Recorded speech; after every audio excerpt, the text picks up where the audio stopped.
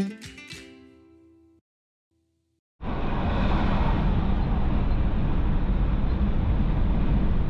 we're on our way to Bastogne in Belgium.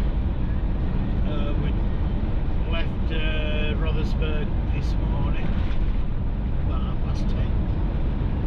We've been driving about 3 hours, and we've got about another 2 hours or so to go. Yeah, we're just getting some miles behind us so that we don't have far to drive over the next few days, aren't we? Yeah, so we'll catch up with you when we're in Bastogne in Belgium. Well, we finally got here to the memorial of Company E of the 101st Airborne, otherwise known as the Band of Brothers, from the book by Stephen Ambrose and the film produced by Tom Hanks and Steven Spielberg. And on here you've got the fallen brothers. I think there's 14 of them. Some of the names you'll know, but they all lost their lives in the Bois, which is just up the road there, where most of the battle for Foy was taking place in the winter of 1944 to 1945, January 1945.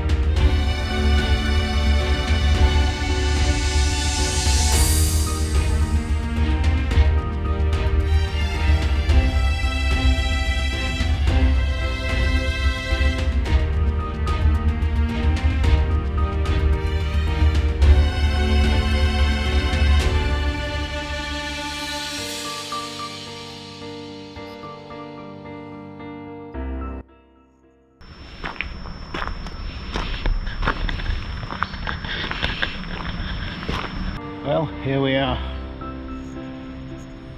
We're in Bois, Bastogne, place where the famous battle for Foy took place with the Americans and the Germans down in holding the town of Foy. They still have some remnants, as Tracy is demonstrating, of the foxholes. They don't look that deep, but once you lay in them, yeah, it's amazing how much lower you feel on the ground. Yeah. You know, like as long as when you're I'm laid here, you can't. Yeah. I mean, there's loads of them dotted around here. That is why I put yesterday's clothes on, so I could lay in the foxhole Yeah. and see. Yeah. They're dotted around. Now the town of Foy.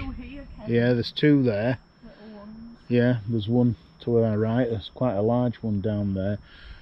The town of Foy is down in that direction. We've just come up from there. So we'll take a little wander around. There's loads of them.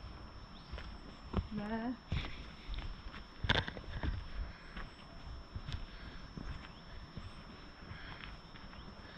Yes, this is the way the arrows are pointing.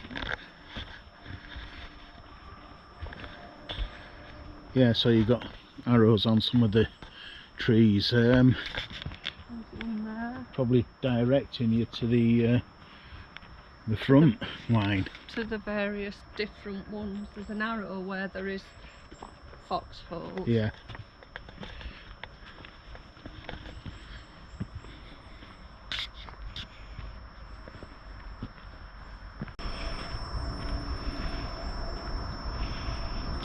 Yeah, I think some of the foxholes, you know, I mean, I think the original spots, but over the years they've Maybe been dug out a bit. yeah, they've been sort of dug out. And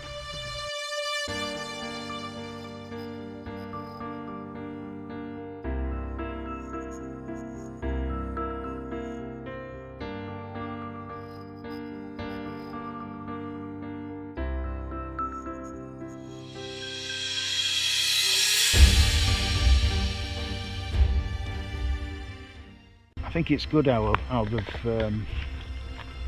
they've fenced it all off to preserve it. Yeah, well, there was a sign at the entrance before we came through the gate that said they'd preserved it as the battleground. You know, Yeah, that's why you've got to have the ticket to get in. to get in. Yeah, you just can't turn up. You can't and just. I mean, I'm sure the other side of the fence you could wander through, Yeah. and I'm sure you would find the odd foxhole there. But this was where this little bit, this area, is where the whole.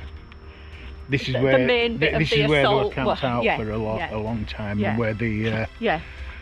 where they took the shellacking from the mortars coming up from the village. Yeah, so that's why they're trying to preserve this, and it was given some sort of historical status in 2017, I think it said. Oh, right. We'll have a look on the way back out. Yeah. I did read it, but Yeah. I've walked 1/4 of a mile since then.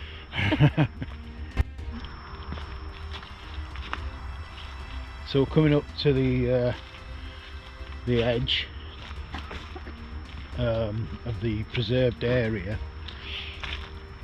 Like I say, I think the woods went a little bit further down, and there'd have been more foxholes down there.